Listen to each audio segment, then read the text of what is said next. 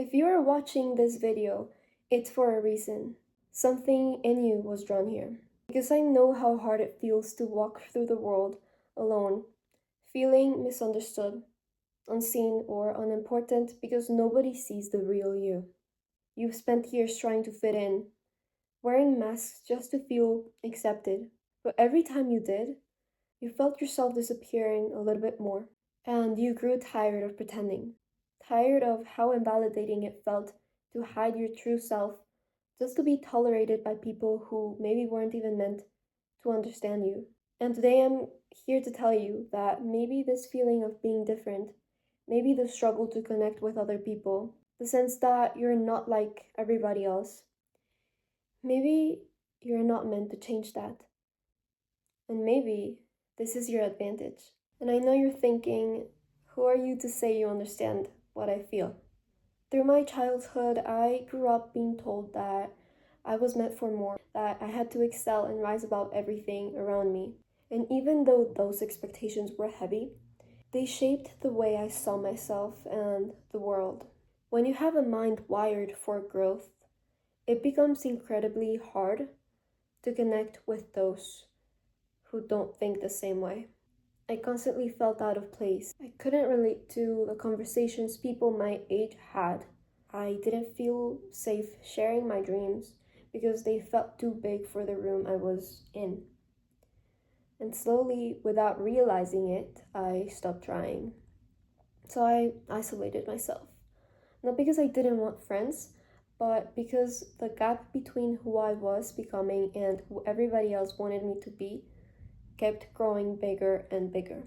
Society loves to tell young people that they should be going out, making friends, partying, and filling your life with constant social interaction. And because this narrative is repeated everywhere, it becomes so easy to think and to believe that something is wrong with you if you don't fit into it. I've gone to therapy, and every time I've gotten the same basic advice. Just go out more, be more social, put more effort in your relationships. But no one understood that the more I tried, the more disconnected I felt. And I'm not saying this out of arrogance, but because my mind, my goals, my values were evolving beyond the environment that I was in. And this is probably what's happening to you as well. And this is when many people misunderstand you. Some will say that you're wrong for wanting to be alone. They will say that you're wasting your youth. They will try to push you to go out and make friends. But this is something else. People who haven't walked your path will try to place you back into theirs. So do not take advice from people who haven't achieved what you want, or people who don't understand you or your ambitions, or those who can't even comprehend the person you're trying to become. And yes, this can be difficult because often this advice comes from people who are older than us, people who appear to be wiser. This is why at this stage, self-trust is essential.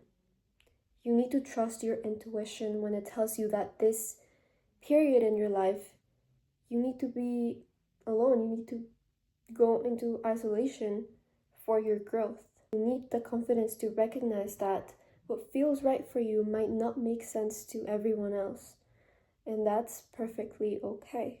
Have you ever thought about why your body rejects all of this social interaction?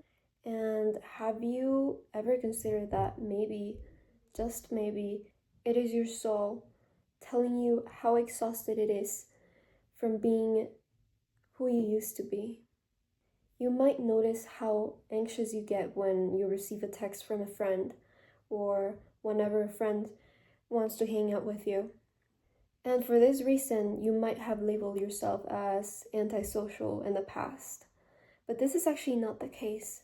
Maybe you avoid social plans because a deeper part of you feels like this is a time to build or rebuild yourself, to focus on your goals, to focus on your mind, to finally become the version of you that you've been imagining for years. Because what scares you the most is not being alone. it's staying the same. Somewhere deep inside you, you might feel like building a new connection right now isn't possible because you haven't yet stepped into the version of yourself that you're trying to become. Part of you worries that if you connect with people from the past, it will confirm the fear that you haven't really changed, that you're still the same person you're trying so hard to outgrow. Now, on the other hand, I'm not saying that being alone doesn't have negative effects. When you feel out of place for so long, you slowly and unconsciously start building an identity around that loneliness. You begin to convince yourself that you're simply bad socially, that you're awkward, or that people naturally don't like you. The thing is, these beliefs don't come from truth, they're not true. They come from repetition. You repeat them so many times in your mind that they start to feel real. And because of this, you walk into situations already expecting not to connect with others. You assume that people see you as awkward, so you make yourself smaller, quieter, more hesitant. And then when the interaction doesn't go perfectly, you use it as proof that your belief was correct all along without realizing it. And you create this exact reality that you are so afraid of. And this is where that victim mindset comes in and takes over.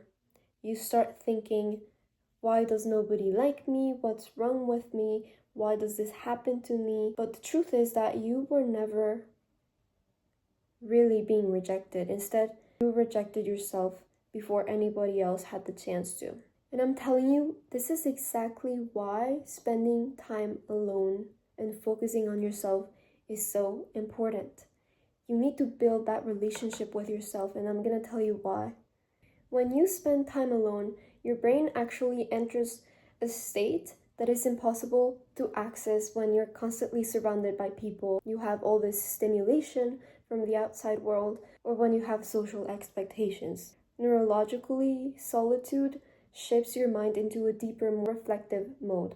The first thing that happens is that your default mode network becomes active. What this is the part of your brain that's responsible for self-reflection, imagination, and internal processing. When you're alone, you finally have the space to examine your beliefs, replay your experiences, and think about who you want to become. Your nervous system also starts calming down. Being around others, especially people tied to old versions of yourself, it keeps your body in a mild state of social vigilance. You're subconsciously monitoring how you are being perceived. But when you're alone, your brain is not thinking about this, and instead, it can shift out of that survival mode. Your cortisol level drops, your breathing becomes deeper, and your emotional system finally gets that time to heal and process everything that you've been holding on to. On top of that, solitude strengthens your prefrontal cortex, which is the part of your brain that handles decision making, discipline, and long-term planning. Now, with fewer distractions, your brain can form new neural pathways and reinforce new habits much more quickly. And finally, when you're alone, you stop mirroring other people's emotions, behaviors, and identities, which is what often happens. Your mind becomes less reactive and more intentional. And this gives you the space to ask, who do I want to be aside from all the influence from other people? Now, I'm not saying this is easy. I understand why it's not, especially if you're someone who spent most of your life being a people pleaser. When you're used to putting others first or prioritizing somebody else's comfort over your own, choosing yourself will feel wrong at first because you don't want to hurt people, you don't want to disappoint them, right? And the thing is, the moment you start focusing on yourself and pulling back, you will notice that you're going to lose people. You're going to lose some friends. But the truth is, you're not going to be losing real friends.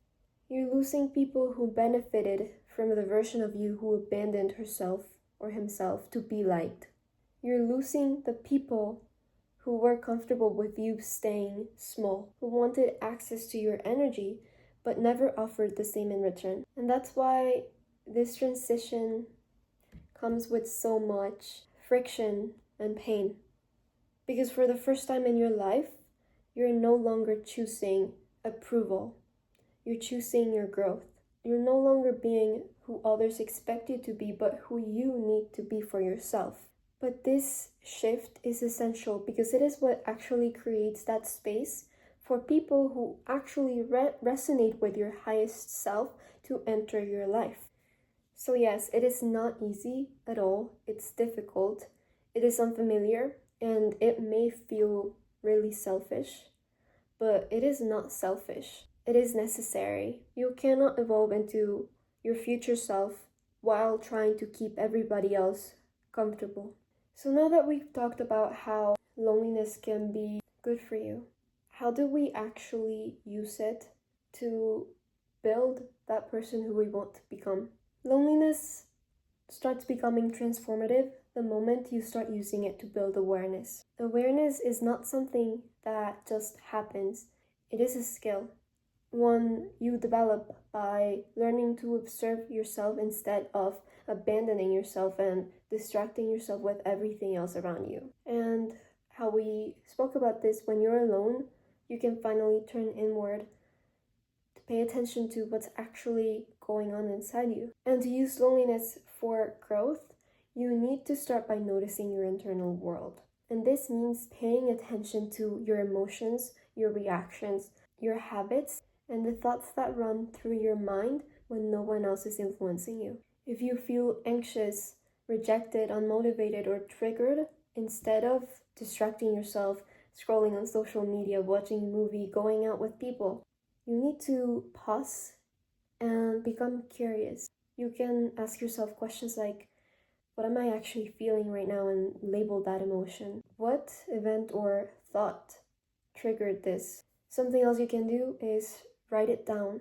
Writing things down makes this process so much more powerful because when you journal your emotions, your patterns and reactions, you begin to see connections you couldn't see before. For example, the people who drain you, the situations that make you shrink, the beliefs that sabotage your confidence. This turns your feelings into information and your patterns into something you can change. Because before all of this, it's all invisible and you don't know how to work with it. And this is really powerful because by tracking what you feel and where it comes from, you stop being controlled by your emotions and you turn to be the one in control. The next step is reflection and approaching it with a growth mindset.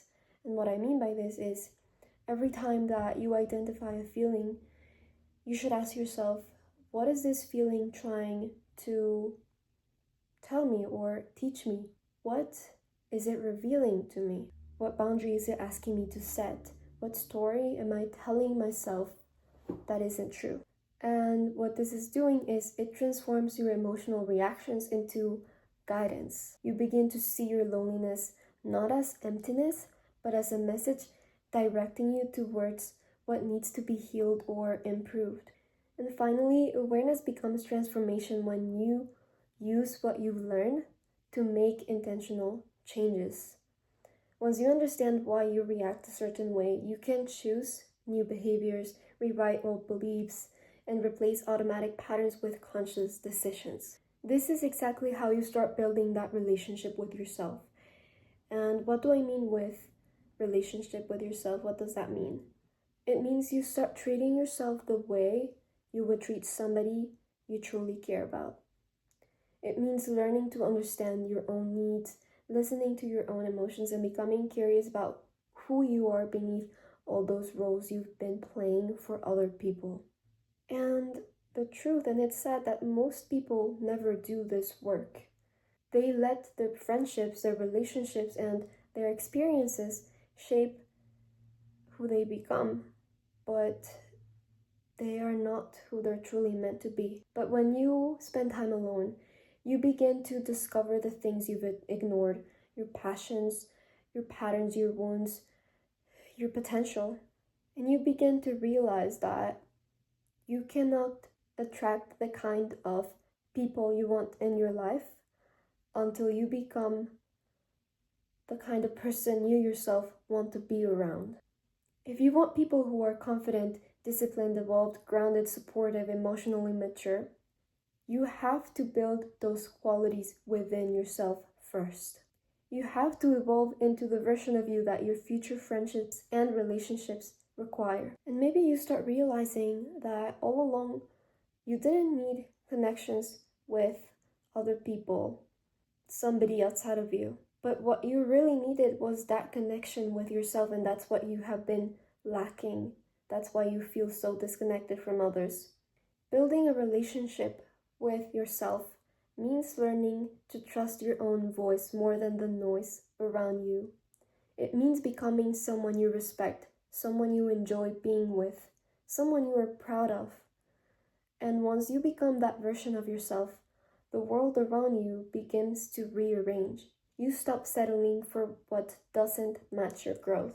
You stop craving validation, and you naturally attract people who see you, understand you, and match your energy. I hope this video helps you. I hope you learned something new. If you have any questions, leave them in the comments, and I'll see you in my next video.